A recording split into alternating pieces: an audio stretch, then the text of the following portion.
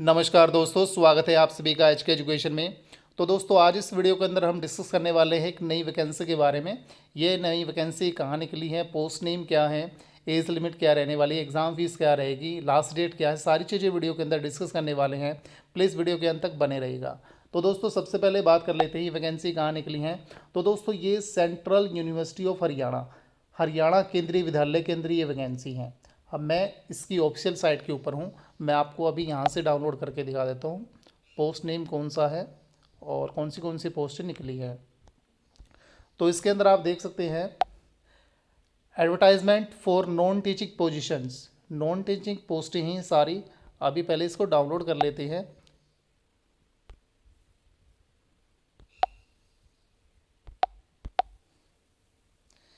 ये दोस्तों मैंने इसको डाउनलोड कर लिया है।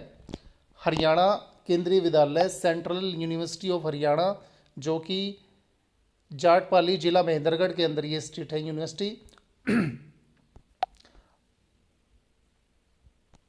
तो इसके अंदर देख सकते हैं दोस्तों, जो इसकी सबमिशन की लास्ट डेट है, the last date of the submission online application 26/8/2023, 26 अगस्त तक आप अप्लाई कर सकते हैं।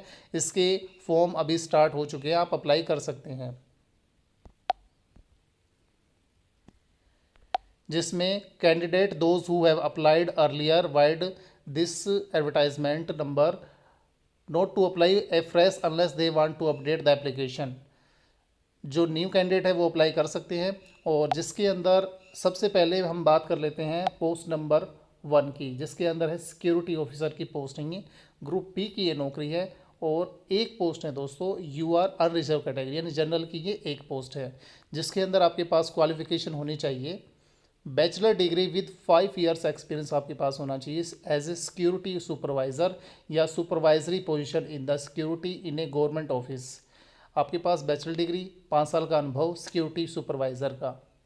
या अगर आपके पास ये नहीं है तो person who have served in the army, जिसने आर्मी में सर्विस की हुई है, सच यूनिफॉर्म सर्विस या इसी प्रकार की यूनिफॉर्म सर्विसेज में नौकरी की हुई है at GSU level, GSU level तक गया है या इसके इक्विवेलेंट रहा है, अबो with at least 10th standard pass या कम से कम 10th स्टैंडर्ड पास इससे अबो होना चाहिए, और या आर्मी क्लास 1 एग्जामिनेशन या इसके इक्विवेलेंट एग्जामिनेशन आपने क्लियर किया हो तो आप इस पोस्ट के लिए एलिजिबल है। या इसके साथ साथ ये तो हो गया नंबर 1 एक पॉइंट। नंबर 2 पॉइंट इसके साथ आपके पास होना चाहिए a valid driving license jeep और मोटर साइकिल का LMV आपके पास लाइसेंस होना ज़रूरी है। इसके साथ साथ जो डिज़ायरेबल क्वालिफिकेशन है वो भी आपके पास होनी चाहिए। Completions of a course in fire fighting में आपके पास एक कोर्स आपके पास इसके साथ साथ होना चाहिए, या unarmoured combat course in army या पैरामिलिट्री फोर्सेस, तो ही आप इस पोस्टों के लिए एलिजिबल है। या should be able to speak English और हिंदी आपको अच्छे से बोलनी आनी चाहिए। और आपकी जो एज लिमिट रखी गई है दोस्तों वो रखी गई है 35 साल आपकी एज लिमिट होनी चाहिए। जो दूसरे नंबर की जो पोस्ट है दोस्तों वो रहने वाली है असिस्टेंट इंजीनियर की, जिसमें ग्रुप बी की ये रहने वाली है, जिसमें अनरिजर्व कैटेगरी यानी एक पोस्ट इसके अंदर है, जिसमें जो आपकी जो एसेंशियल क्वालिफिकेशन है दोस्तों वो रहने वाली है ए बैचलर डिग्री इन सिविल या इलेक्ट्रिकल या structural engineering from A recognised university with at least 3 years experience आपके पास होना चाहिए इन द रिलेटेड फील्ड, यानी संबंधित क्षेत्र में आपके पास 3 साल का एक्सपीरियंस होना चाहिए, एक बैचलर डिग्री होनी चाहिए सिविल या इलेक्ट्रिकल या स्ट्रक्चरल इंजीनियरिंग में एक रेकग्नाइज्ड यूनिवर्सिटी से, और इसके साथ साथ एट लीस्ट 2 ईयर एक्सपीरियंस होना चाहिए जूनियर इंजीनियर का आपके पास। और आपके पास जो डिज़ायरेबल क्वालिफिकेशन है good knowledge of computer application आपके पास होनी चाहिए, कंप्यूटर एप्लीकेशन की आपके पास अच्छी खासी नॉलेज होनी चाहिए। और जो आपकी एज लिमिट रखी गई है दोस्तों वो 35 साल ही रखी गई है, इसके अंदर भी सेम।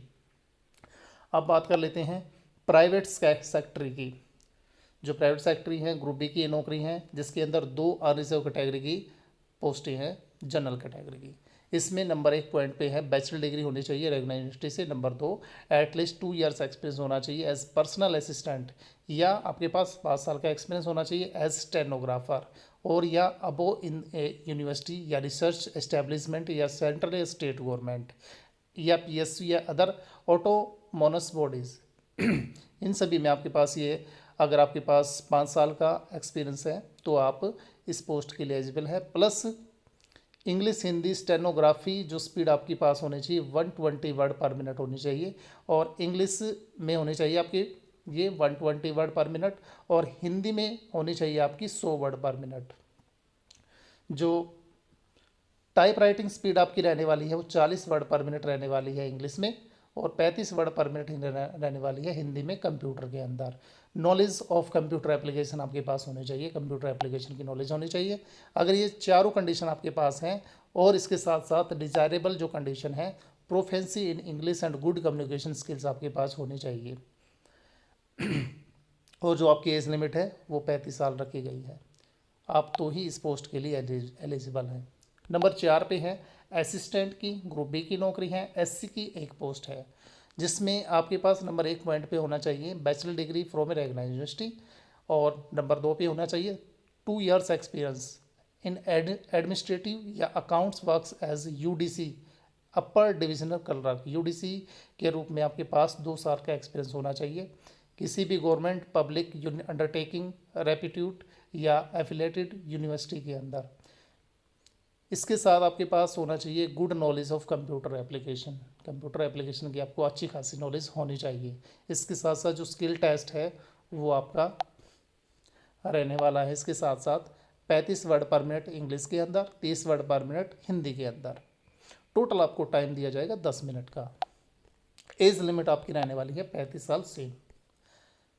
अब बात कर लेते हैं दोस्तों अगली पोस्ट के बारे में, जो कि पर्सनल असिस्टेंट की है, जिसके अंदर ग्रुप बी की नौकरी है ये, जिसके अंदर 2 तो अनरिजर्व कैटेगरी की हैं और एक जो पोस्ट है दोस्तों वो ओबीसी कैटेगरी की है, जिसके अंदर आपकी जो एसेंशियल क्वालिफिकेशन है वो होनी चाहिए नंबर 1 पे बैचलर डिग्री होनी चाहिए एक रेकग्नाइज्ड यूनिवर्सिटी से, नंबर 2 पे होनी चाहिए proficiency in the stenography in English या Hindi with minimum speed of 100 per minute.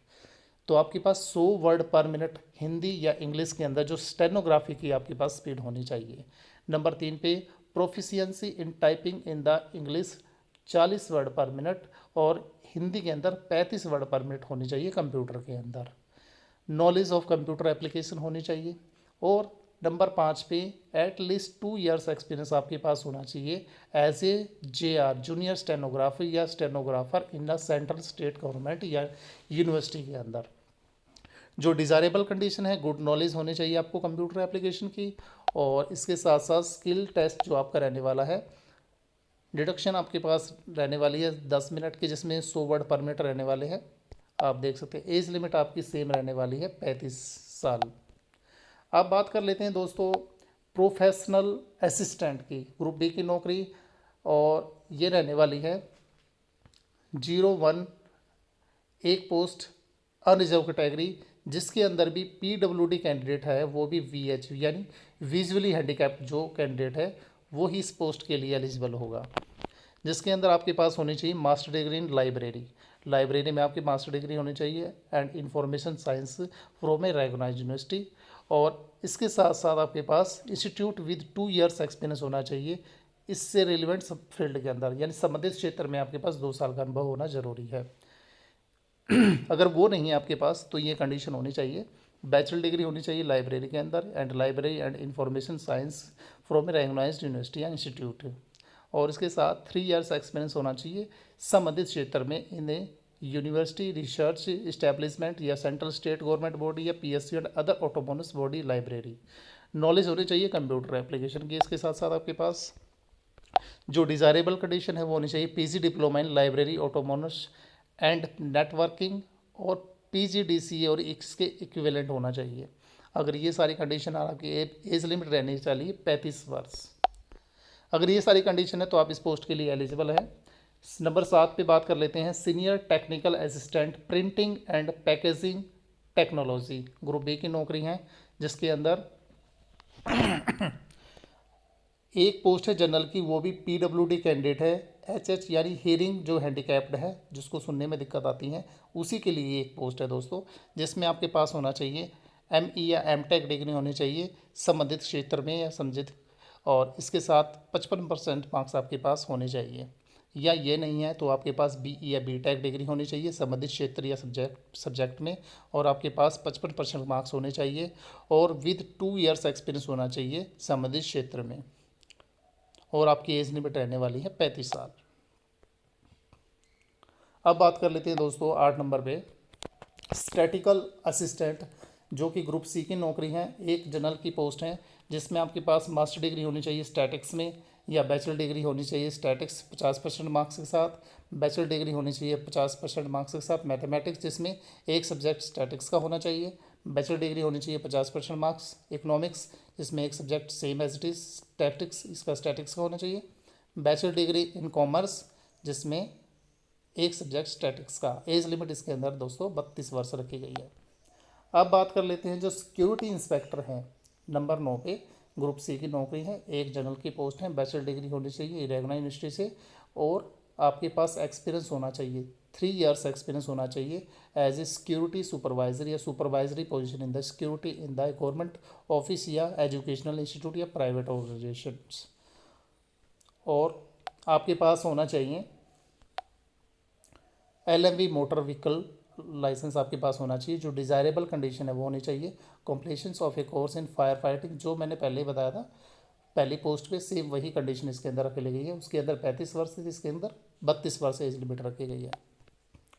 अब बात कर लेते हैं नंबर 10 पे laboratory assistant for BEd and MEd programmes.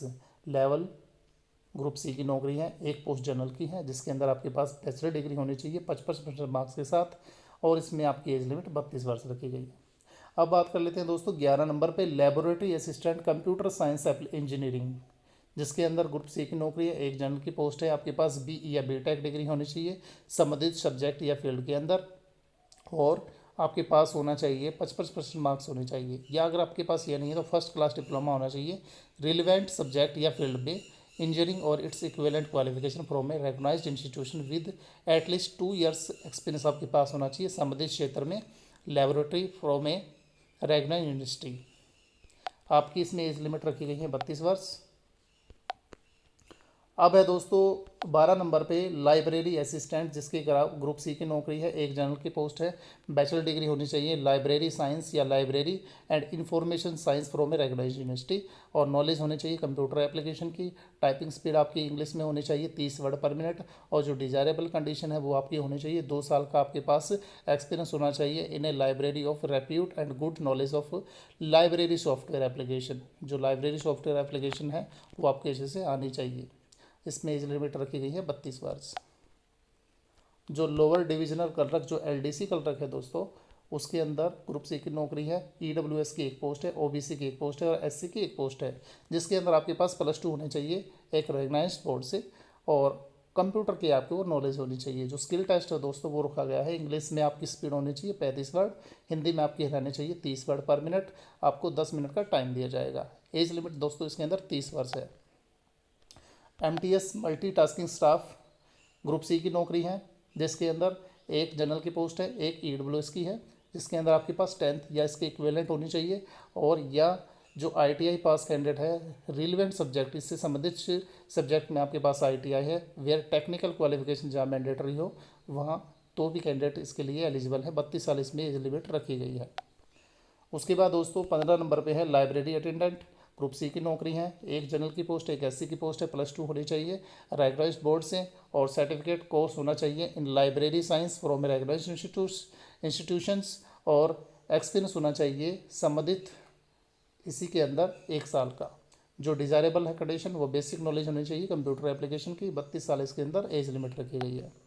आगे है दोस्तों किचन अटेंडेंट, जो कि ग्रुप सी की नौकरी है, जो कि PWD कैंडिडेट की है नौकरी, एक जनरल की। हियरिंग हैंडीकैप्ड HH, जिसमें 10th क्लास होनी चाहिए, और ये नहीं है तो आपके पास ITI ट्रेड सर्टिफिकेट होना चाहिए इसमें रिलेवेंट फील्ड के अंदर, और इसके साथ आपके पास होना चाहिए 2 साल का experience as a cook apprentice in the cooking catering service in the educational institute guest houses reputed hotels या रेस्टोरेंट्स इन सिमिलर फैसिलिटीज़, जिसके अंदर जो एज लिमिट रखी गई है दोस्तों वो 32 वर्ष रखी गई है।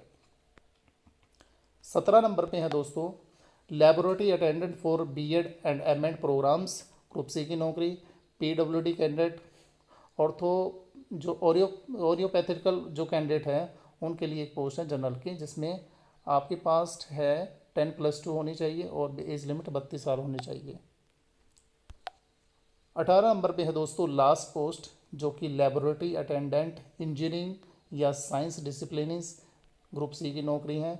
और एक पोस्ट है PWD OH कैंडिडेट की जनरल के अंदर फॉर इलेक्ट्रिकल इंजीनियरिंग, और जिसमें 4 पोस्टें जनरल की हैं, 2 पोस्टें OBC की हैं और 1 पोस्ट SC की है दोस्तों। एज लिमिट आपके पास 32 वर्ष रखी गई है, +2 आपके पास होनी चाहिए। और इसमें मैंने पहले ही बताया था जो ऑर्थोपेडिकली OH कैंडिडेट हैं, और HH जो हियरिंग कैंडिडेट हैं, और VH विजुअली हैंडीकैप्ड हैं।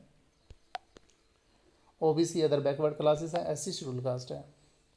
और इसमें दोस्तों जो और आपको बताने की चीज़ें हैं, इसमें बताया गया है 3 नंबर में, the candidate belonging to the reserve category shall include self attested copies of the caste certificate and other medical certificate.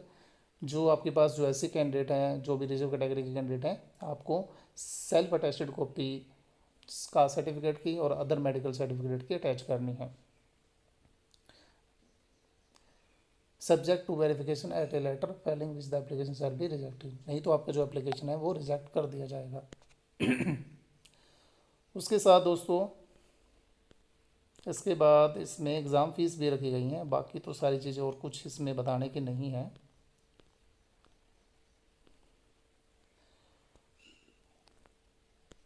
उसके बाद बात कर लेते हैं इसमें जो जनरल OBC और EWS कैंडिडेट है दोस्तों, ग्रुप बी के लिए रखी गई है 800 रुपये फीस, ग्रुप सी के लिए रखी गई है 500 रुपये फीस।